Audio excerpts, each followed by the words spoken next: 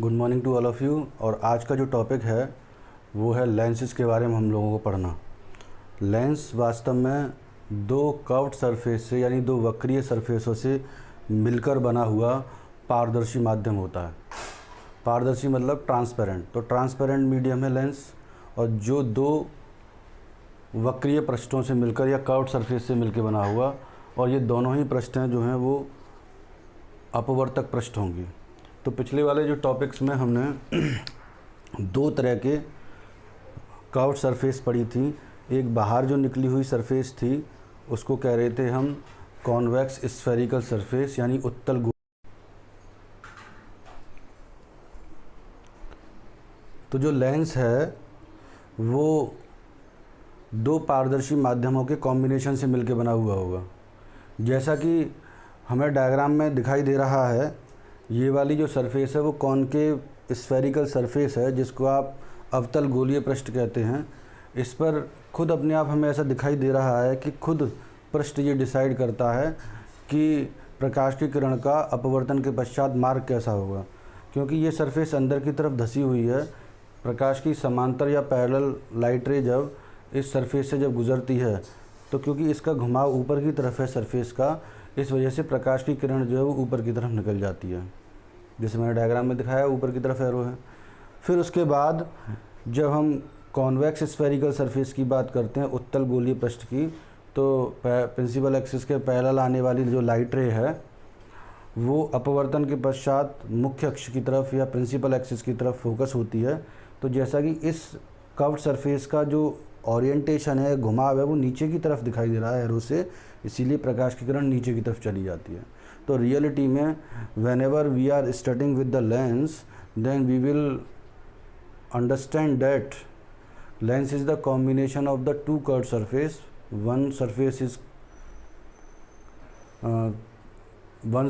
is convex spherical surface and second surface is concave spherical surface. अब ये भी ज़रूरी है, ये हो सकता है कि कुछ लेंसेज जो हैं उनमें एक ही कर्व्ड सरफेस हो, जैसा कि हमारा प्लेनो कॉन्वेक्स लेंस में होता है। तो इसमें सिर्फ एक प्लेन सरफेस होती है, एक कर्व्ड सरफेस होती है, तब भी वो लेंस ही कहलाएगा।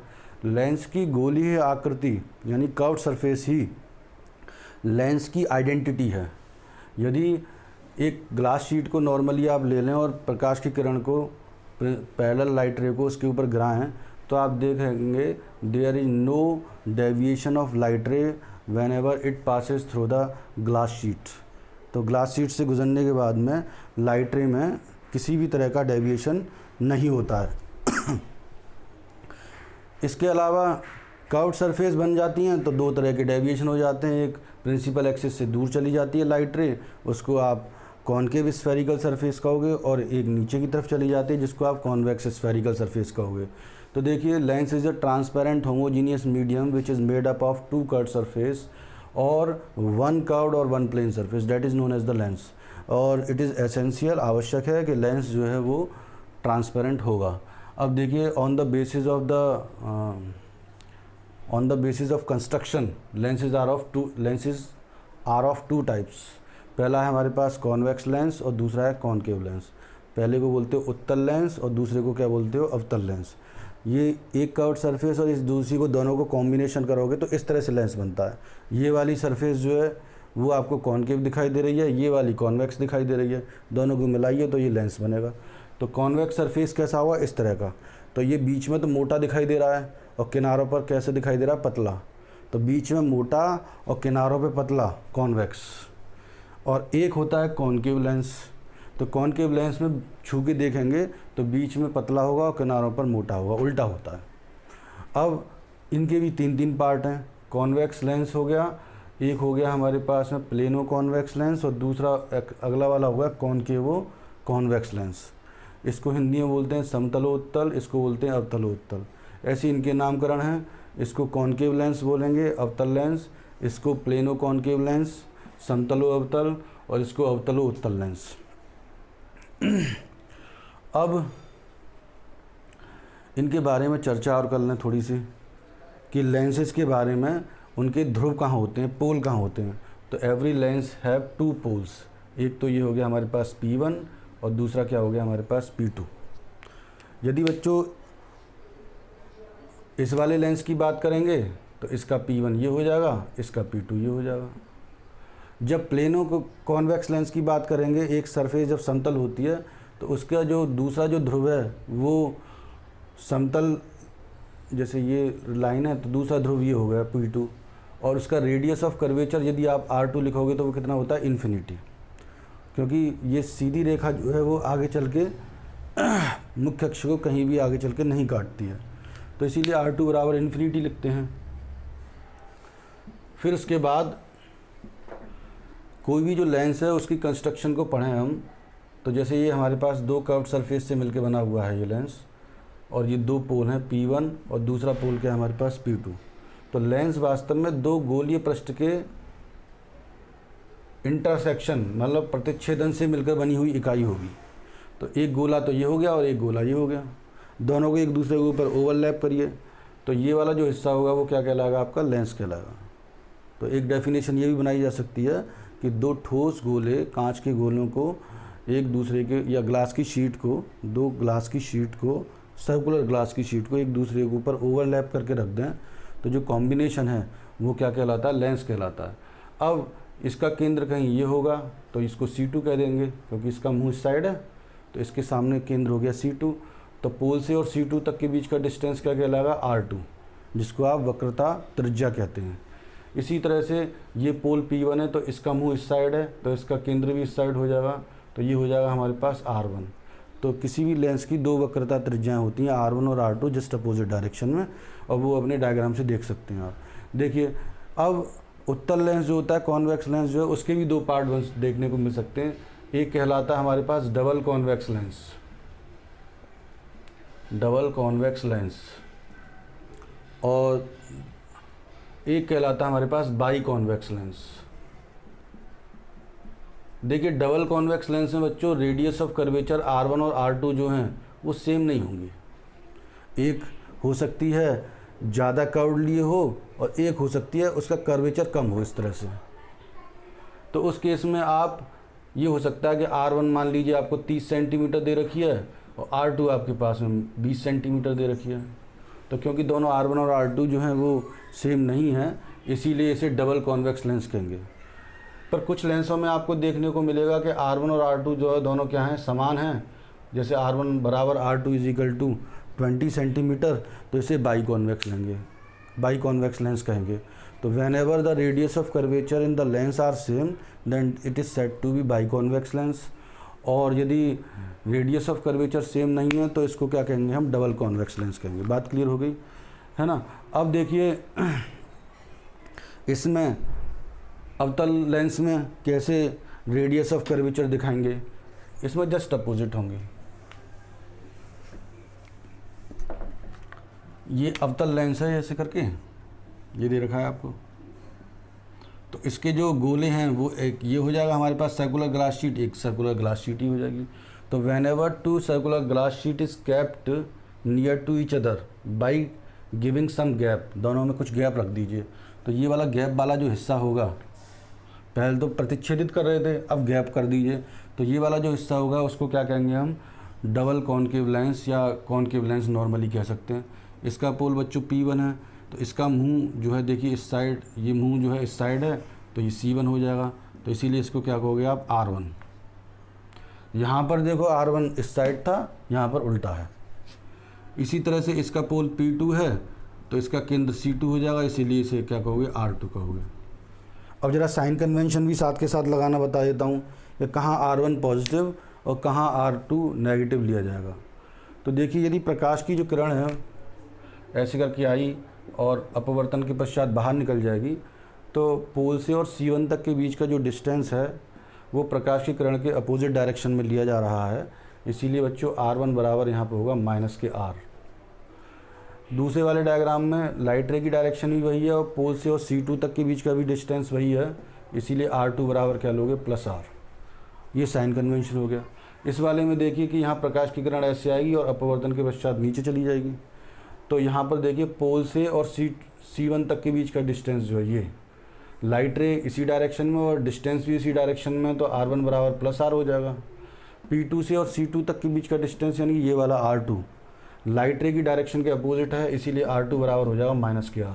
तो इस तरह से R1 और R2 को डिसाइड करते हैं। ठीक है, तो हर एक लेंस के 2 ध्रुव होंगे, ये तो पता ही पड़ गया हमें, और जितनी भी दूरियां हैं वो लेंस के ध्रुव से ही नापी जाएंगी, पोल से ही नापी जाएंगी, ये ध्यान रखना है। ठीक है, अब देखेंगे अगला टॉपिक क्या है। अगला टॉपिक है लेंस की अभिसारी और अपसारी क्रियाएं।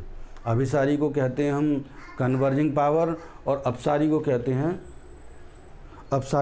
हैं diverging power of the lens. तो अपसारी क्रियाएं देखें तो ये बोलेंगे कि मुख्य अक्ष के समांतर आने वाली प्रकाश की किरण अपवर्तन के पश्चात उत्तल लेंस में एक बिंदु पर फोकस हो जाती हैं। इस घटना को अभिसारी क्रिया कहते हैं, लेंस की अभिसारी क्रिया कहते हैं। दोबारा बोल दे रहे हैं कि मुख्य अक्ष के समांतर आने वाली प्रकाश की किरणें अपवर्तन के पश्चात मुख्य अक्ष के एक बिंदु पर फोकस हो जाती हैं या केंद्रित हो जाती हैं, इस घटना को अभिसारी क्रिया कहते हैं। ठीक है, तो कॉन्वेक्स लेंस जो है वो किरण को क्या करता है, किरण पुंज को एक पॉइंट पर फोकस कराता है, इसे अभिसारी क्रिया कहते हैं।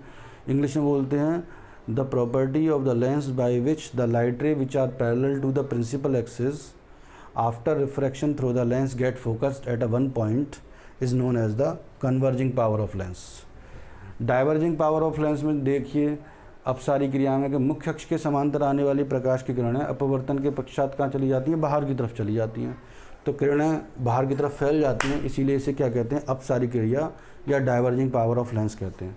तो ये किरणें आगे बढ़ाएंगे और मुख्य अक्ष को आगे बढ़ाएंगे आप, तो इनको आप आगे बढ़ाते जाएं तो कहीं भी आगे जाके ये किरणें नहीं काटेंगी, रेज नहीं काटेंगी, इसीलिए आगे जाके तो इमेज नहीं बनेगी। पर जब हम इन किरणों को जब पीछे की तरफ डैश डैश करके बढ़ा रहे हैं तो वो प्रिंसिपल एक्सिस को F2 पॉइंट पर काट रही है। इसीलिए हम ये कहते हैं कि कॉनकेव लेंस जो होता है या अवतल लेंस जो होता है वो हमेशा आभासी प्रतिबिंब बनाता है। बात क्लियर होगी। यदि वस्तु वास्तविक है तो प्रतिबिंब जो है आभासी होगा, और यदि वस्तु आभासी हो तो प्रतिबिंब वास्तविक बनाया जा सकता है।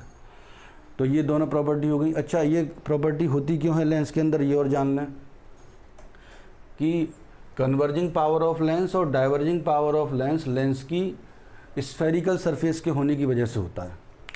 कि यदि किसी भी लेंस को यदि हम ऐसे करके छोटे छोटे प्रिज्मों से मिलके बना मान लें, आप देख रहे हैं